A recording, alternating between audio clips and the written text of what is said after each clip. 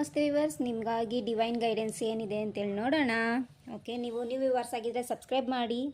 Video resonate ಆಯ್ತು ಅಂದರೆ like ಮಾಡಿ. ನಿಮ್ಮ ಎನರ್ಜೀಸ್ ಹೇಗಿದೆ ಅಂತೇಳಿ ತಿಳಿಸ್ತೀನಿ. ಓಕೆ, ನೀವೊಂದು ನ್ಯೂ ಶಿಫ್ಟನ್ನು ಬಯಸ್ತಾ ಇದ್ದೀರಿ, ನ್ಯೂ ಜರ್ನಿಯನ್ನು ಶುರು ಮಾಡೋಕ್ಕೆ ಬಯಸ್ತಾ ಇದ್ದೀರಿ.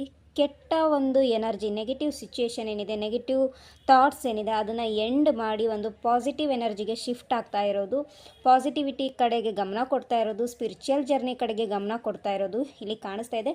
ನೀವು ಟೋಟಲಾಗಿ ಬಯಸೋದಾದರೆ ಕಂಪ್ಲೀಟ್ಲಿ ನೆಗೆಟಿವ್ ಸಿಚುಯೇಷನ್ ಎಂಡ್ ಆಗಲಿ, ನನ್ನ ಕರ್ಮಗಳು ಕಳೀಲಿ, ಹೀಗೆ ನೀವು ಅದರ ಪ್ರತಿ ಕೆಲಸ ಮಾಡ್ತಾ ಇರೋದು ಕಾಣಿಸ್ತಾ ಇದೆ. ನಿಮ್ಮ ಲೈಫಲ್ಲಿ ಒಂದು good fortune, wheel of fortune ಬರಲಿ ಅಂತೇಳಿ ವೆಯ್ಟ್ ಮಾಡ್ತಾ ಇರೋದು, ಅಂದರೆ good luck energy, good timing ಬರಲಿ ಅಂತೇಳಿ ವೆಯ್ಟ್ ಮಾಡ್ತಾ ಇರೋದು, ಅದಕ್ಕೋಸ್ಕರ ಶ್ರಮ ಆಗ್ತಾ ಇರೋದು ಇಲ್ಲಿ ಕಾಣಿಸ್ತದೆ. ಈ ಇದು ಎನರ್ಜಿ ನಿಮಗೆ ರೆಸನೇಟ್ ಆಯ್ತು ಅಂದರೆ ಡಿವೈನ್ ಗೈಡೆನ್ಸ್ ಏನಿದೆ. ಸೊ ಕೆಲವೊಂದು ಪಾಸಿಟಿವ್ ಎನರ್ಜಿ, ಪಾಸಿಟಿವ್ ಶಿಫ್ಟ್ ಬೇಕಂದರೆ ಪಾಸಿಟಿವ್ ಆಗಿ ಆ್ಯಕ್ಷನನ್ನು ತಗೊಳ್ಳಿ.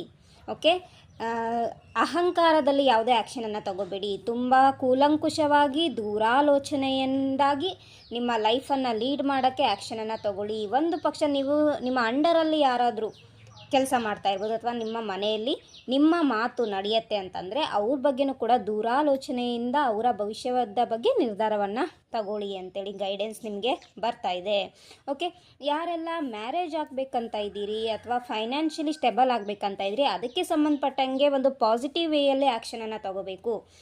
ಓಕೆ, ಅಂದರೆ ಒಬ್ಬ ಒಳ್ಳೆಯ ವ್ಯಕ್ತಿಯನ್ನು ನಿಮ್ಮ ಜೀವನ ಸಂಗಾತಿಯಾಗಿ ಆಯ್ಕೆ ಮಾಡ್ಕೊಳ್ಳಿ.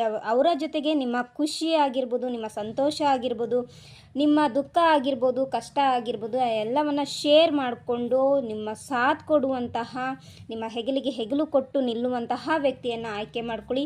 ಮುಂದಿನ ದಿನಗಳಲ್ಲಿ ನಿಮಗೆ ಪ್ರಪೋಸಲ್ಸ್, ಮ್ಯಾರೇಜ್ ಪ್ರಪೋಸಲ್ಸ್ ಬರ್ಬೋದು, ಎಂಗೇಜ್ಮೆಂಟ್ ಫಿಕ್ಸ್ ಆಗ್ಬೋದು, ಮ್ಯಾರೇಜ್ ಫಿಕ್ಸ್ ಆಗ್ಬೋದು.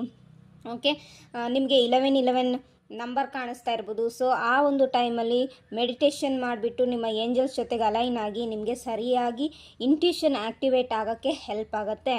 ಓಕೆ, ಯಾರೆಲ್ಲ ಫೈನಾನ್ಷಿಯಲಿ ಕೆರಿಯರಲ್ಲಿ ಸ್ಟೆಬಿಲಿಟಿ ಬಯಸ್ತಾ ಇದೆ, ಸೊ ಖಂಡಿತವಾಗ್ಲೂ ನಿಮಗೆ ಒಳ್ಳೆ ಜಾಬ್ ಆಫರ್ ಬರೋವಂಥದ್ದು, ನಿಮ್ಮ ಬಿಸ್ನೆಸ್ಸಲ್ಲಿ ಗ್ರೋತ್ ಆಗೋವಂಥದ್ದು, ಸಕ್ಸಸ್ ಸಿಗೋವಂಥದ್ದು, ನೇಮ್ ಆ್ಯಂಡ್ ಫೇಮು ನಿಮಗೆ ಸಿಗ್ತಾ ಇದೆ.